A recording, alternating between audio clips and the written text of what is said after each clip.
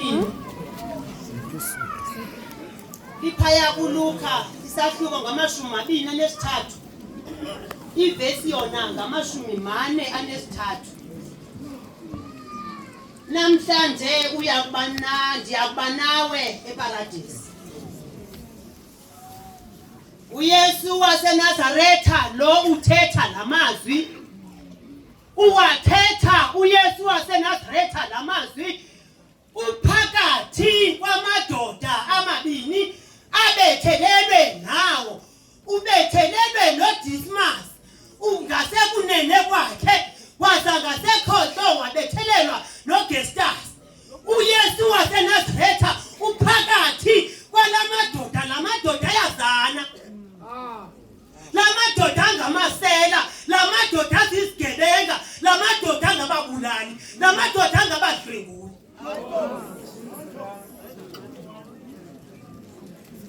namhlanje ndiyakuba nawe eparadise. uyajika uDismas ngasekunene ufika ukuqonda into yokuba kule ndawo ndikuyo ihleli nethemba ujika amehlo akhe awajongise ethembeni athi uzundikhumbule wabusiza sebukumkanini bakho aphendule uYesu waseNazaretha athi kwanamhlanje ngoba kaloku yena akathi into yoba ndizokuphendula kwiveki ezayo uthi kwanamhlanje yathula yena uGestas ngokuphethwe likrathi. uyehla uDismas ucela ukungena noYesu ebukumkanini bukaYesu kanti uyokwehla nini na wena kwalikrathi unalo uyokwehla nini na wena kazi iparadise oyifuni na wena.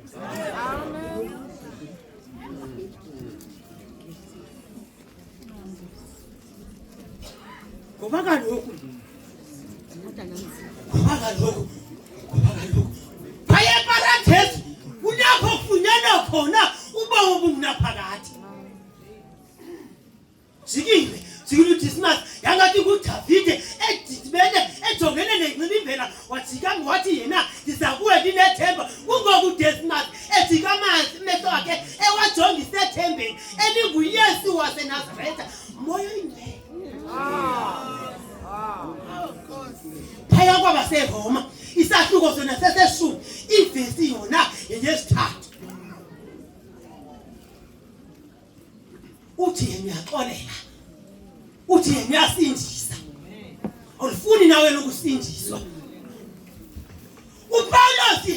uPawulos yena kumaKorinte lesibini ivesi yona yeshumi isahluko seseshumi nesibini ivesi yona yeyesine uthi uPawulos yena yachwilwa nasuya eparadise ndabonisa izinto ezinhle izinto ezinkulu.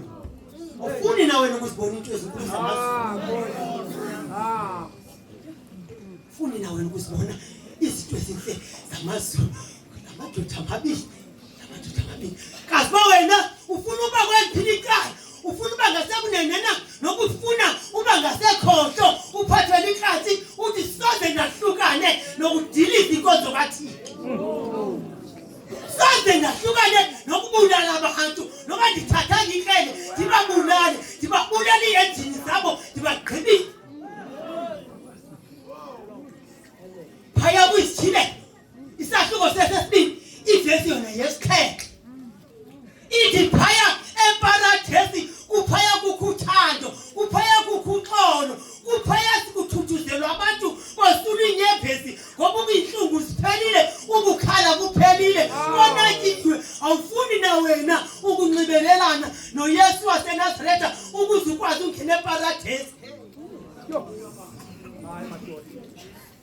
khawutshintshe iposition ngoba noDismas watshintsha iposition wangena kwiposition yobudlelwane noYesu Kristu waseNazaretha. khawutshintshe iposition nawe khawuphume kule ntente utshintsha iposition.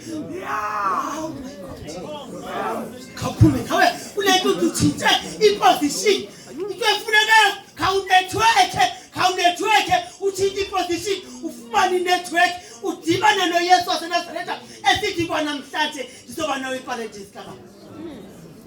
ngoba kaloku uthi sixolelwa siphilise phezulu ngoba uthi yena kasivuma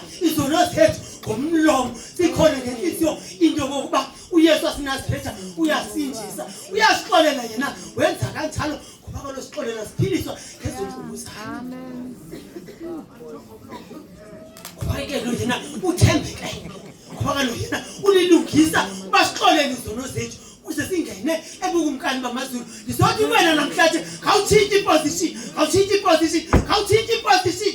Ufuna ukunetworka, unetworke ukhangelana noYesu waseNazaretha ukuze ukwazi ungena eparadise. Awuzungekwazi ungena eparadise wena. Useyikhono, usaqhakazela. Sizono thinti position, unetworke ngoYesu.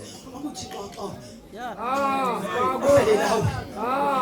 Amasasikona namhlanje kawasikelele. Kuze sikwazi ungene eparadise ngoba kulapho sizothuthuza khona kulapho sizofuna khona ubonke uNkulunkulu phakathi. Amen.